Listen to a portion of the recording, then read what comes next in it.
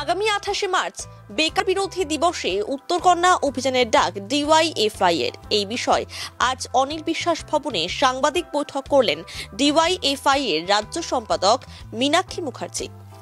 এদিন মীনাক্ষী মুখার্জি জানান, বেকার যুবকদের চাকরি নিয়ে প্রশ্ন করা হলে তা এড়াতে চেষ্টা করে সরকার। আগামী 28শে মার্চ বেকার বিরোধী দিবসে রাজ্যের সমস্ত চাকরি প্রার্থী ও সাধারণ মানুষ এদিন উত্তরকন্যায় যাবেন। রাজ্যের বেকার যুবকদের কিছু প্রশ্ন রয়েছে, সেই কথা বলতেই এই উত্তরকন্যা অভিযান। বাংলা পিছিয়ে পড়ছে বলে রাজ্য সরকারকে এক হাত নেন মীনাক্ষী মুখার্জি। জাল ওষুধ, চা বাগানের শ্রমিকদের জমি লুট নিয়েও সরব হন তিনি। নদী থেকে বেআইনিভাবে বালি পাথর উত্তোলন সহ বিভিন্ন দুর্নীতির কথা তুলে ধরেন মীনাক্ষী মুখার্জি। 28শে মার্চ আমাদের সংগঠনের একটি ঐতিহ্যবাহী দিন। বেকারি বিরোধী দিবসে আমরা আন্দোলনে উত্তরের 7টা জেলাকে নিয়ে আমরা উত্তরকন্যা যাচ্ছি। তার সাথে একদম ঝাড়গ্রাম থেকে শুরু করে প্রত্যেকটা জেলাতেই এই 28শে মার্চ স্থায়ী কাজের দাবিতে এবং বিভাজন দূর করতে, শূন্য পদে নিয়োগ করার দাবিতে, জেলার বাস্তবতার পরিপ্রেক্ষিতে, তাদের দাবির পরিপ্রেক্ষিতে রাজ্যের সবকটা আমাদের ডিওয়াইএফআই জেলা কমিটি, সমস্ত চাকরি প্রার্থী, এই বয়সের যুবরা, সাধারণ মানুষ, তাদেরকে সাথে নিয়ে নির্দিষ্ট অংশে তারা যাবে তাদের কিছু দাবি নিয়ে। আমরা আমাদের রাজ্য কমিটির ব্যানারে 28শে মার্চ আমরা উত্তরকন্যাতে আমাদের নির্দিষ্ট কয়েকটা প্রশ্ন নিয়ে যাব। ইতিমধ্যেই আমরা তাদের সময় নেবার জন্যে চিঠি দিয়েছি। আমরা আশা করব যারা এই দপ্তরে বসার জন্য সরকারিভাবে স্বীকৃত, মন্ত্রী থেকে শুরু করে যারা সরকারি পদে আসীন, তারাই 28শে মার্চ থাকবেন। এবং রাজ্যের বেকার যুবদের তাদের কিছু প্রশ্ন আছে, সেই প্রশ্নগুলোকে নিয়ে তারা রাজ্যের সম্পর্কে কি ভাবছেন এবং আমরা বাস্তবতা নিরিখে বেকারদের যা জ্বালা যন্ত্রণা, সেই জ্বালা যন্ত্রণা নিয়ে আমরা যা যা দুর্নীতি দেখতে পাচ্ছি এবং আমাদের ভবিষ্যৎ অন্ধকার দেখতে পাচ্ছি, যদি এইভাবেই রাজ্যের সরকার পরিচালিত হয় সেই কথা আমরা বলতে যাব। আমরা আশা করব উত্তরকন্যা আমাদের সাথে টেবিল টকে রাজি হবেন। এখন 28শে মার্চ দুপুর 2-3টে অবধি তারা সারা দিক না, রাজ্যের মানুষ জানে, সারা রাজ্যের মানুষ পাবে। দ্বিতীয়ত আমাদের কথা হচ্ছে পুলিশ, যে আমরা এর আগেও 2টো উত্তরকন্যা আমরা গেছিলাম। সেই 2টো উত্তরকন্যাতেই আমরা দেখেছিলাম যে পুলিশ মাটি খুঁড়ে ব্যারিকেড বসিয়ে দিয়েছে। কেন বসালেন, কে বসাতে বলল, কার এত নিরাপত্তা অভাব হলো, যার জন্য বেকারদের কাজের দাবিতে পশ্চিমবঙ্গের ভবিষ্যতের জন্য যে প্রশ্নগুলো নির্ধারিত হলো, সেই প্রশ্নগুলো তিনবাত্তির মোড়ে আটকে দেওয়া এবং তারপরে ভিড়কে ছত্রখান করা নয়, আসলে প্রশ্নগুলোকে ডাইলিউট করে দেওয়ার চেষ্টা করা। অন্ততপক্ষে ওই দিনটাতে পুলিশ যেই অতি সক্রিয় থাকে আমরা সেটাও বুঝতে পারি না। আমরা জানি না সেটা আপনারা বুঝতে পারেন কিনা। ফলত আমাদের তাদের কাছেও একটি প্রশ্ন থাকবে যে উত্তরকন্যা কি আপনাদেরকে ডেপুট করে তিনবাত্তির মোড়ে? 1, 2 হচ্ছে, যদি ডেপুট না করে তাহলে আপনারা আন্দোলনকারীদের ক্ষেত্রে এতটা স্বতঃস্ফূর্ত কেন? আমরা চাইব রাজ্যের কাজের পরিস্থিতিতে, স্থায়ী কাজের পরিস্থিতিতে, বিভাজনকে দূর করার পরিস্থিতিতে, দুর্নীতিরাজ, দুষ্কৃতিরাজ, লুটতরাজ এবং দাঙ্গাবাজদেরকে প্রতিহত করতে আমাদের যা কাজ হবে, সেই কাজে তারাও আমাদেরকে তাদের যা জব রোল তাদেরকে সাপোর্ট করবে, তারা শুধু সেইটুকুই করবে। আমরা তাদের কাছে না তো কোনো সহযোগিতা চাইছি,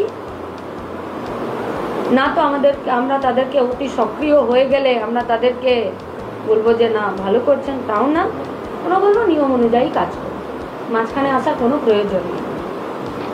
এবারে 28শে মার্চ বেকারি বিরোধী দিবস। 53টা বছর আগে 28টা গণসংগঠন মিলে কাজের দাবিতে যতদিন না কাজ পাচ্ছে ততদিন ভাতা দিতে হবে, জিনিসপত্রের দাম কমাতে হবে, পুলিশি অত্যাচার, হয়রানি এইসব বন্ধ করতে হবে, এই দাবি ছিল।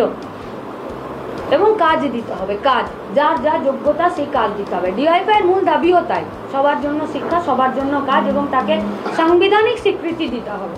এবং যারা ভোটে জিতে যাবে, এখনো পর্যন্ত যে ব্যবস্থাতে আমরা আছি সেই ব্যবস্থাতে তারা তাদের দায়িত্ব পালন করবে।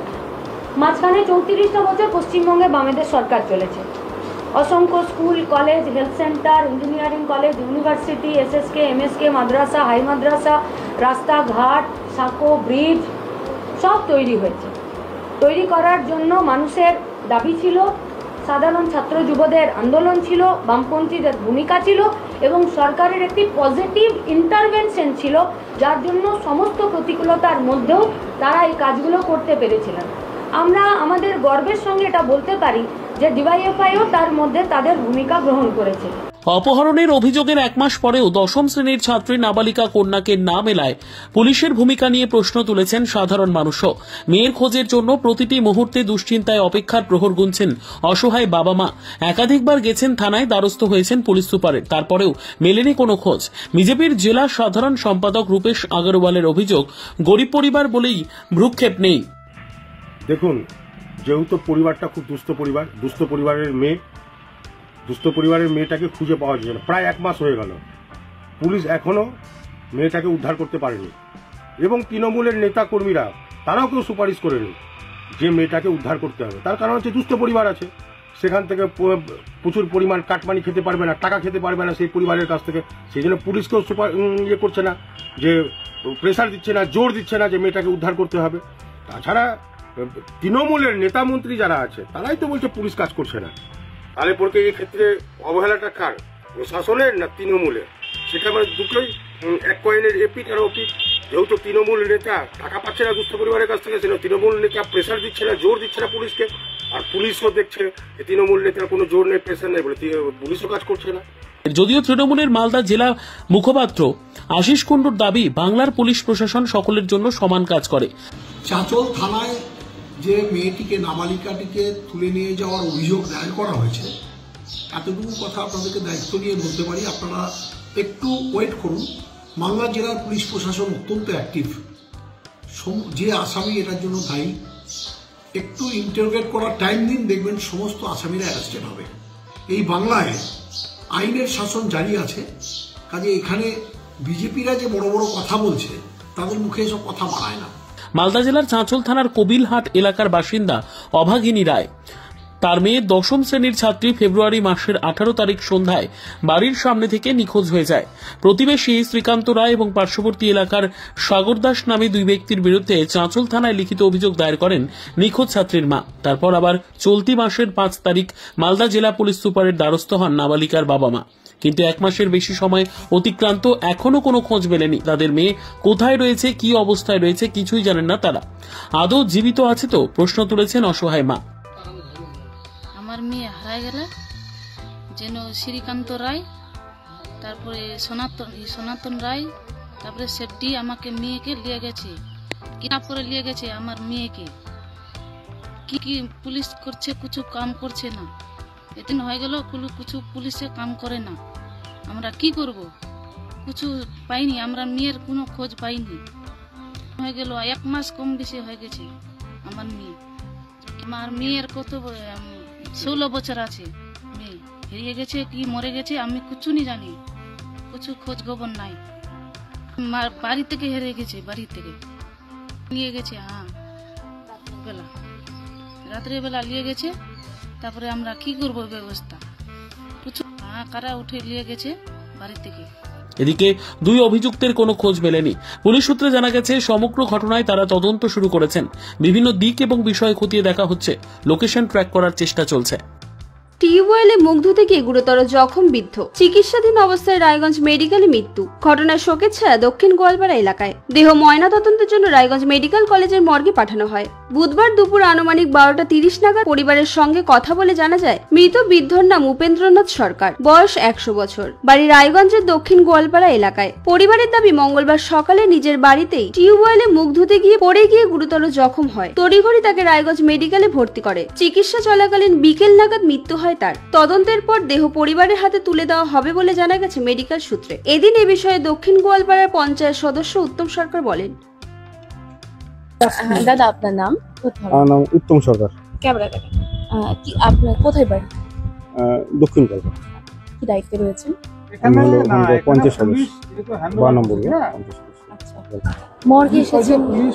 মর্গে এসেছে আমাদের পাড়া, মানে আমার বুথে এক বয়স্ক লোক, ওনার বয়স হলো 100 বছর। ওনার ছেলের কাছে শুনলাম যে গতকাল সকাল 6টায় কল করে গিয়ে ডিসব্যালেন্স হয়ে নাকি মারা গেছে, হাসপাতালে মারা গেছে। আহত হয়েছিল, তো হাসপাতালে নিয়ে আসার পর বিজয় নাকি মারা গেছে। আজকে ওনার নাম যে মারা গেছে তার নাম? উপেন্দ্রনাথ সরকার। বয়স হলো 100। যখন পড়ে যায় বাড়িতে ছিলেন না সেই সময়? হ্যাঁ, ওদের বাড়িতে ছিল। ওনার ছেলে ছিল, যে ছেলের কাছে থাকতো, সেই ছেলে বউরা ওনাকে ভর্তি করেছে। রাজ্য স্বাস্থ্য ও পরিবার কল্যাণ দফতরের উদ্যোগে উত্তর দিনাজপুর জেলা যক্ষ্মা বিভাগের পরিচালনায় বিশ্ব যক্ষ্মা দিবসের শেষ দিনে সচেতনতামূলক পদযাত্রার আয়োজন করা হলো। এদিন রায়গঞ্জের ক্যারিটাস প্রাঙ্গণ থেকে পদযাত্রা শুরু হয়। শহর পরিক্রমা করে স্টেশন এলাকায় শেষ হয় সচেতনতামূলক এই পদযাত্রা, যেখানে এই জেলা যক্ষ্মা স্বাস্থ্য আধিকারিক ডক্টর দীপ সামন্ত জানান, জেলার যক্ষ্মা রোগ নির্মূল করতে অনবরত কাজ করে চলেছেন তারা। জেলার যক্ষ্মা রোগ মোট আনুমানিক 3000 জন আছে। জেলায় 11টি অঞ্চলকে যক্ষ্মা মুক্ত অঞ্চল করা গিয়েছে। ইতিমধ্যে 100 দিনের একটি কর্মসূচি সম্পন্ন করা হয়েছে। বিশ্ব যক্ষ্মা দিবসের শেষ দিনে আরও বেশ কিছু পদক্ষেপ নেওয়া হয়েছে। আমি ডক্টর দীপ সামন্ত, জেলা যক্ষ্মা আধিকারিক, উত্তর দিনাজপুর। আপনারা জানেন 24শে মার্চ থেকে আমাদের শুরু হয়েছে জাতীয় যক্ষ্মা দিবস পালনের একটা কর্মসূচি। আজকে আমাদের সেকেন্ড ডে। আজকে আমাদের যেটা কর্মসূচি আছে সেটা হচ্ছে একটা র্যালি। আপনারা দেখলেন ক্যারিটাস থেকে স্টেশন অবধি মানুষকে যাতে অ্যাওয়্যার করা হয় আমাদের যক্ষ্মা নিয়ে, মানুষ যাতে সচেতন হয়, যক্ষ্মা যে উপসর্গগুলো আছে এবং যক্ষ্মার যে মেন চেন অফ ট্রান্সমিশনটা আমরা যাতে ব্রেক করতে পারি, মানুষকে যেন কফ, কাশি এবং বাইরে রাস্তাঘাটে যাতে থুতু কফ না ফেলে, সেটা নিয়ে একটা সচেতনতা বার্তা দেওয়ার চেষ্টা করা হয়। এছাড়া সেকেন্ড হাফে আমাদের আছে জুনিয়র ডাক্তারদের নিয়ে রায়গঞ্জ মেডিকেল কলেজে একটা সেন্সিটাইজেশন প্রোগ্রাম। যারা জুনিয়র ডাক্তার জানেন তারাই আমাদের প্রজন্ম, নেক্সট তারাই আমাদের ব্যাটনটা নিয়ে যাবে। তারা যেন যক্ষ্মা নিয়ে পুরোপুরি অবগত থাকে এবং তার ট্রিটমেন্ট, সিমটমস সব তাদেরকে আজকে বিভিন্ন রূপে বর্ণনা করা হবে। এবং সন্ধ্যেবেলা আমাদের ইন্ডিয়ান মেডিকেল অ্যাসোসিয়েশন, প্রাইভেট যারা ডাক্তারবাবু আছে তাদেরকে নিয়েও একটা বসার কর্মসূচি আছে। আপাতত এখন 3000-এর মতো আমাদের অ্যাক্টিভ কেস আছে। 20-25-এ মানে এই বছরের মধ্যে আমাদের যক্ষ্মা ফ্রি মানে টিবি এলিমিনেশনের ক্যাম্পেইন আছে। কিছুদিন আগেও আমরা 100 দিনের একটা অ্যাক্টিভ কেস সার্চ ক্যাম্পেইন শেষ করলাম। তাতে আমাদের অনারেবল চিফ মিনিস্টার মাননীয় মুখ্যমন্ত্রী খুব আমাদের অ্যাপ্রিসিয়েশন করেছে। গভর্নমেন্ট অফ ইন্ডিয়া থেকে পশ্চিমবঙ্গ একটা সার্টিফিকেট পেয়েছে অ্যাপ্রিসিয়েশনের। Bureau report.